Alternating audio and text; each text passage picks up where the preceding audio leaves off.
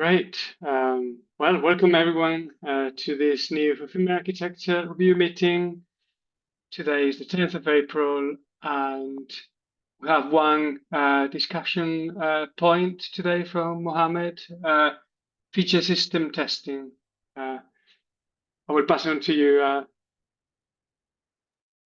Thanks, James. Hello, everyone. Yeah, like this point is actually added everything to the document itself, but it was more mainly related to a discussion between Valerie and Vamsi and me also included about writing feature testing for the current project that we're doing for bulk assignment on GitLab side, which is also involving some customers dot like mocking, I would say. But yeah, I think Valerie, would you like to introduce first the call for having feature testing? Oh, yes. Sorry, could you repeat that? So if you'd like to just discuss why feature testing is something important for test engineers. Gotcha. Yeah. So, yeah, like right now, the feature testing in like the GitLab project, for example, it's good to have as it's similar to end-to-end tests in that we're testing the integration or of like front end and back end, and the like user flows that might not be able to be fully covered in lower level specs. So one of the there's a lot of like kind of discussion sometimes, or like thinking around how our feature tests different from end-to-end tests currently, since there can be a lot of overlap. And one of the things to keep in mind is the end-to-end tests are like black box in nature, so we don't have access to internals in the application to maybe like set up data or do some other verifications. Whereas in system tests, we have that ability, but there are limitations to both. So it's definitely good to consider, writing tests at both levels. It just really depends on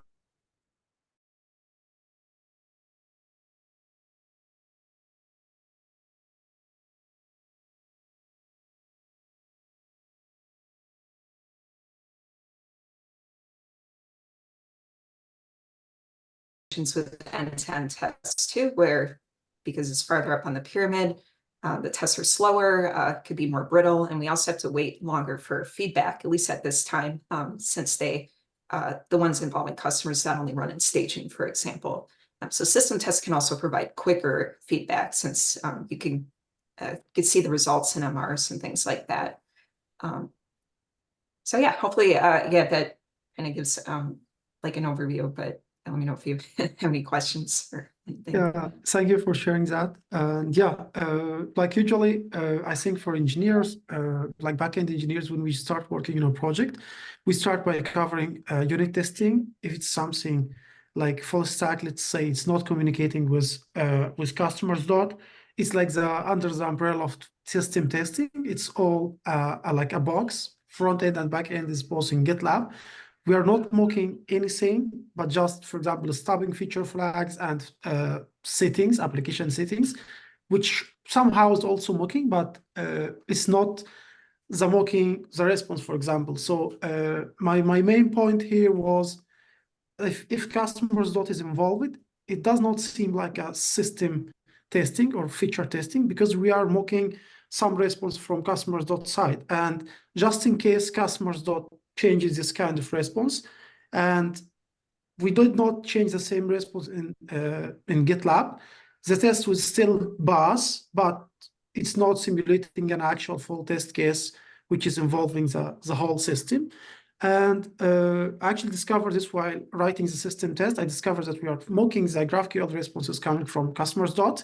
And yeah, like I don't know if it's always updated or not, but I don't think any small change being done in customers dot is being updated in all test files in GitLab.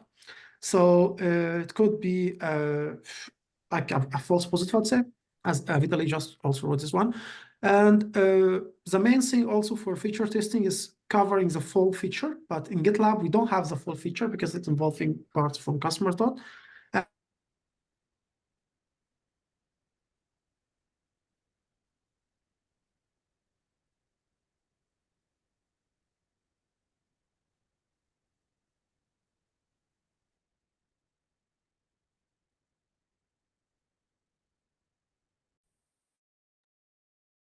I think we lost you, Mohammed.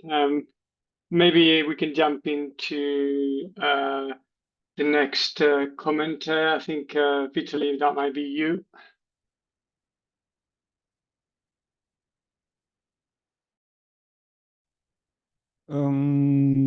Yes. Should we wait for Mohammed? Yeah, we can do. I was just, instead of just waiting, we can also make the point. Meanwhile, I don't know. I can ping him on Slack to see if he can join quickly. He's back now.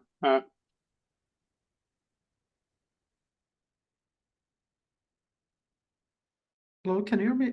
Sorry for the interruptions. Like I lost my my connections for a couple of minutes.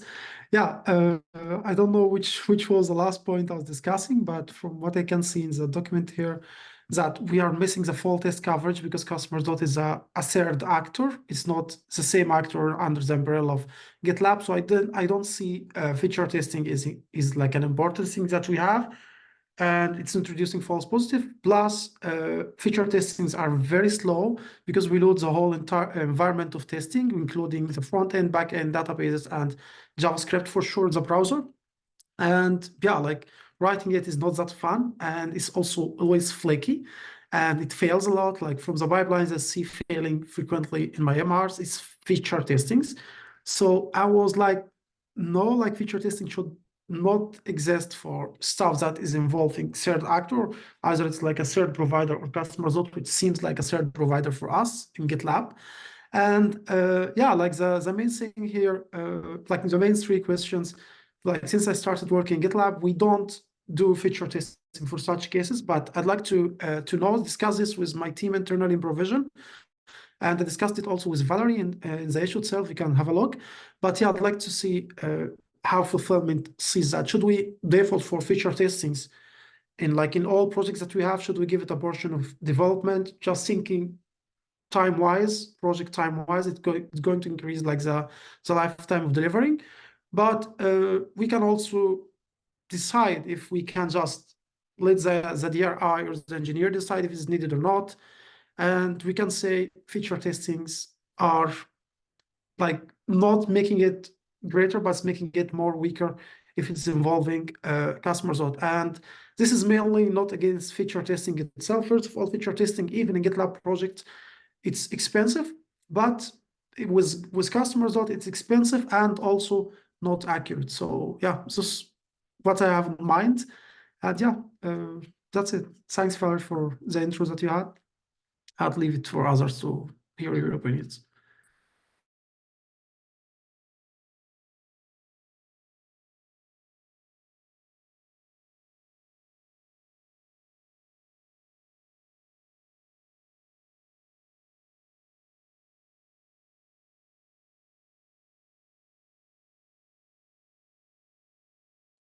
I think Vitaly, you've got the next point.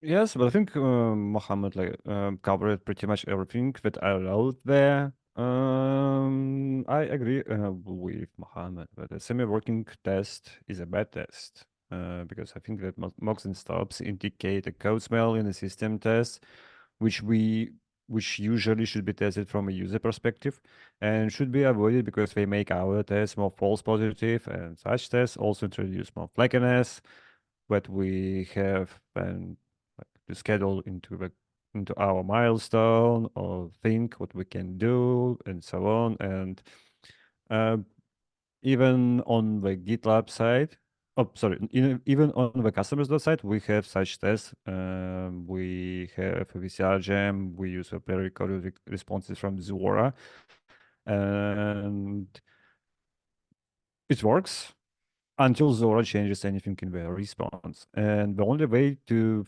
find it out is to receive a error in our sentry, and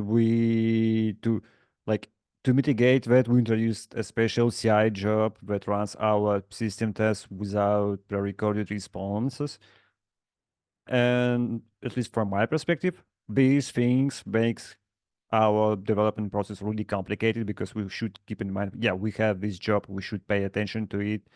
It's like an unnecessary block in our developer experience, and our even team life, I would say. Because as a developer or as a team member or whatever, I should care with minimum uh, that we have some kind of a flakiness in our system tests, because it introduces noise, and you you create an issue, you ping people, you make interruptions, and that slows us down.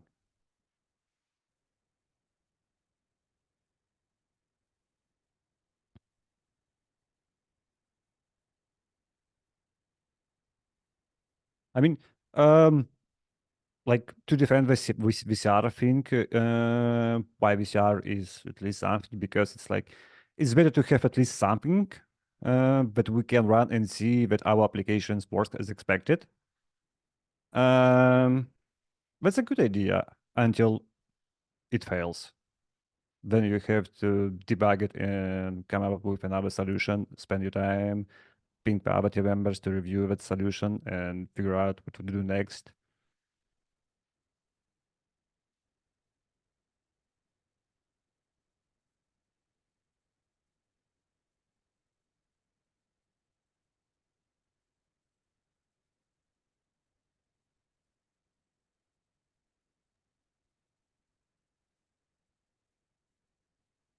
Just to add on top of Vitaly, I think it's mocking or stubbing would not be like really bad. I think it's just one of the tools that we should probably use on the right, if used in the right place on the right way, then it is better, because makes test faster, makes test less brittle. For instance, if we have some service classes that interact with each other, and I just don't care about what the other service do, but I just want to care like, hey, that let's say a background job is kicked with this and this argument, and then an email is, and that background job is responsible for, let's say, sending email, then I can just, mock that and not actually test that the email has been sent or something like that. But then also I think with the third-party apps also, we need mocking or stopping, because of course we cannot call the third-party app always within our test, and that's why we have VCR. But then I also agree everything that comes complication that comes with VCR, because even VCR cassettes are not probably updated regularly. We do have some job that probably looks for unused HTTP reactions, or if this old, but this is something, yeah, that needs maintenance, and again, like adds developer times or some housekeeping that we need to do. Yeah, regarding feature tests itself, coming back to the topic, I feel like, yeah, these are really expensive and also really complex to write, I would say, because like we said before, mocks are bad. Mocks are let's say bad or good, but then for the feature specs, we might need to do a lot, because that means simulating the whole process, I don't know, going through the page, simulating the button click. There's a JavaScript, again, wait for request, some network dies, and then there is another flaky test, some network die, and if you don't even wait, or if you don't even get a real request call from customer dot, or let's say Jura or something, then is it even an end-to-end test? Maybe it would be more yeah, like what Vettel said, more like false positive, because we think it's working, but probably we are mocking a lot, like not a bit of interaction that, hey, this service got called, or more like, okay, Jira gets called and Jira is sending the exact response that we are mocking and everything is fine. So I would also be, my personal view will also be like be defensive in writing feature specs. And if we have to write, probably write only the happy part, like I don't know, like a customer can sign in, or instead of if a customer enters XYZ name, it's invalid. If a customer inserts some last name, it's invalid. Like instead of all those things that we do in a controller test or interaction test, maybe just a simple spec of happy path would be better. But then also I think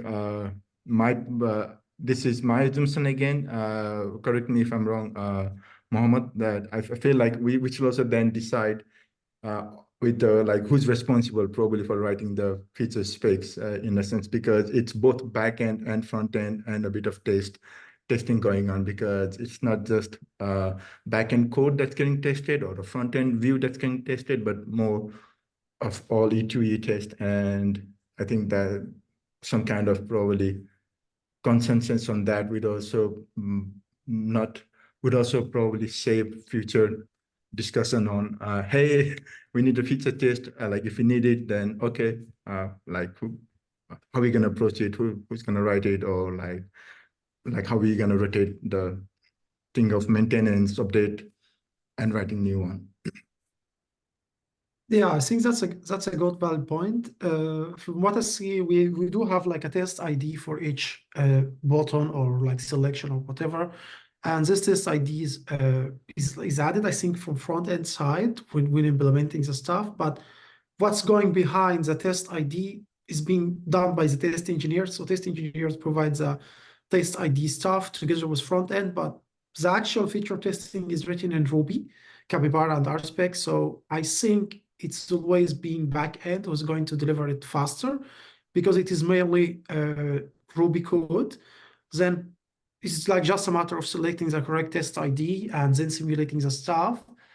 But yeah, like in general, it falls, like most of the problems being done there, if there is a problem with the feature testing, is most likely is going to be front end related, because backend is unit tested, and if it's backend, it's Ruby, then it's backend. So I don't know if we should just say front end write feature specs is going to take more time because it's Ruby code, and I don't think test engineers also are used to writing feature tests. Maybe Valerie, correct me if I'm wrong, but I think backend engineers are writing feature specs. Yeah. That's how I see it. Yeah.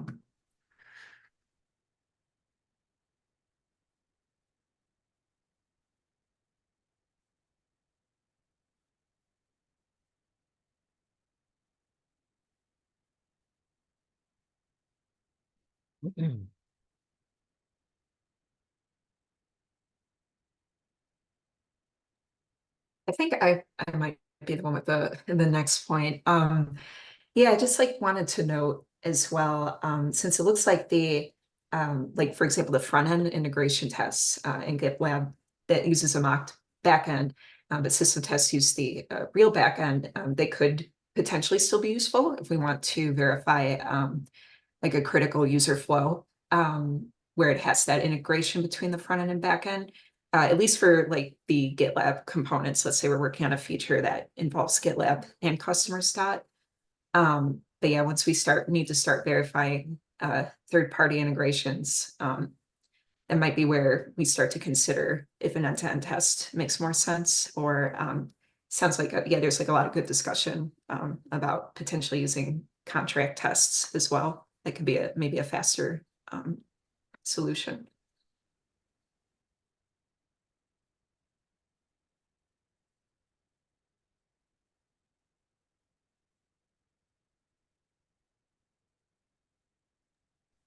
I wanted to share a use case that we have for feature specs. It is to test Rails admin functionality in the code base, because that gem is pretty much has it's a magic.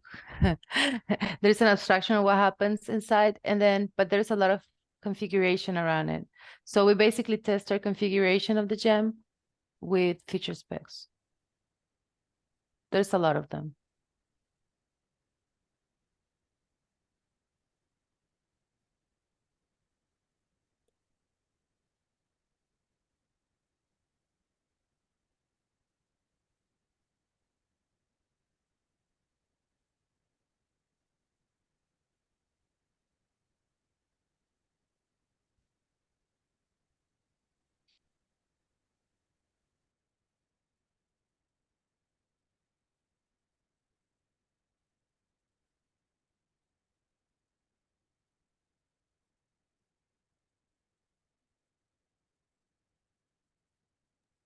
I think we can move to the next point about contract testing. Vitaly or Aish, you want to go next?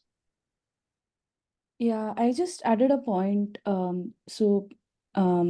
Pact is one tool that we could consider if we want to do contract testing.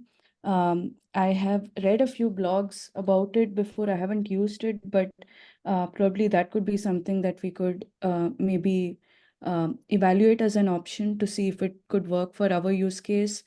Or maybe another option that I was thinking is we could have some kind of a CI job that probably keeps the mock data up to date, and we have a test written in such a way that it is interdependent of what the mock data is.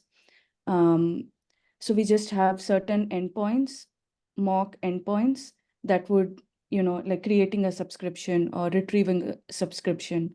And then we just use that. So the repository of mock data will be regularly updated to ensure that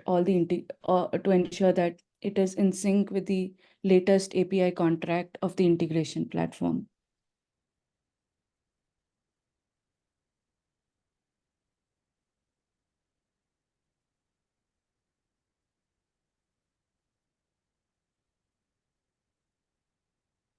I think I remember I had like some similar cases for like contract testing, but we used to have like a different way of like just having files which we are saving the response and it's being updated by request also in the background. And every time we are fetching this JSON from this file, and instead of expecting the JSON mocked, we are checking the latest file to match the exact response, but it was causing a lot of interruptions for engineers, cost for running and fixing. And I don't know if we are introducing like, yeah, for sure, it's like it's an option to introduce contract testing or to introduce whatever kind of new testing. But if we do so, we will have cost of running, which is going to be like a new service or a new thing that to take care of. And it would not be just for one team. It's most likely going to be in the platform side. And yeah, it might be like cost for running either for test engineers or backend engineers most likely. So yeah, I would be cautious about this point here. Yeah. Because I had previous case where it was like annoying. It was really annoying. For example, when the file changes and an engineer forgot to update the file, and then at night when the worker is running, you come in the morning and you find out that like test cases are failing because of the worker updated at night and the engineer did not check. And yeah, I don't know if something like that might happen at GitLab. We can fix it for sure. But yeah, it was on a small scale, in my experience.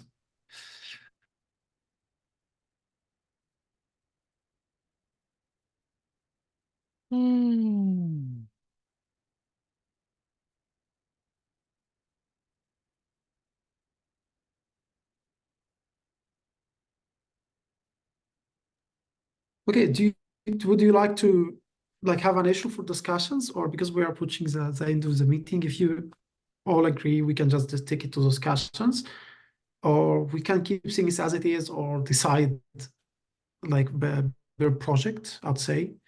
But yeah, just leaving it to James, Vitaly to proceed faster here.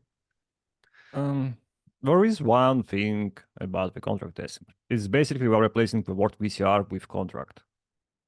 We still will be hitting the same problems, outdated API, outdated JSON fixtures, or whatever. So it doesn't solve our problem at all. It's like 100%.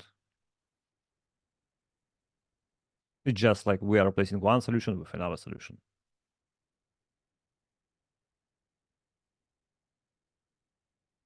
The only way, unfortunately, to make sure that our tests are good is not to mock them at all. But thanks to Zora for limiting our API requests, we can't do that anymore. Well, they're not limited on CI now, but I don't think we can rely on Zora or on the network, right? Anyway, we're always going to have issues there. I think we only have a couple of minutes left, and I agree about creating an issue about this. I think this has been a great discussion. I think there's a couple of comments from Richard. I don't know if you want to voice them as well in there.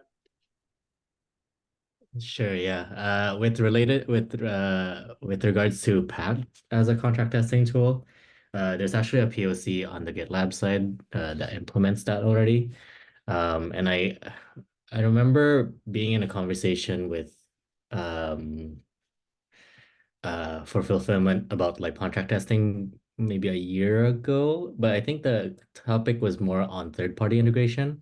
But if we're talking about internal integration, I remember PAC is supposed to be a good tool for making sure but basically both ends are interacting and we're updating the contract as we go. And so if that's like one of the issues that we're facing, maybe it could be a solution for that. I understand what Vitaly is saying about, you know, we're just replacing VCR for another like contract testing tool and might not resolve our problems. Definitely need to look into, because like I'm not as familiar with the VCR side, and so definitely need to kind of see what problems we face with VCR, and then see if like whether or not like replacing it with PAC really does make sense there. That part I'm not sure, and I probably need to look into that part a bit more. But yeah, like I think maybe we can move this to like the discussion and kind of like expand a bit more on whether or not PAC versus like maybe some other tool might help with this. But in general, like I don't think like we should be relying on system tests to be testing majority of these integrations, just because they're slower, they're more brittle, and so looking for other ways to be able to bridge that gap would be more preferable and would provide quicker feedback for us.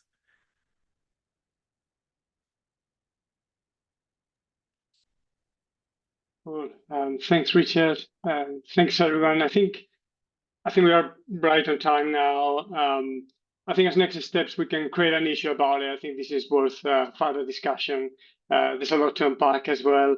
But this was great. And also, we need to have another discussion. We can also book another architecture meeting and continue the discussion there. I do think it's definitely worth the issue. And also, these decisions, they're always worth documenting, because then we can refer back to them, whether they were good or bad. But yeah, I think that's the best thing to do. Cool. Thanks, everyone. Let's leave it there then. Bye-bye.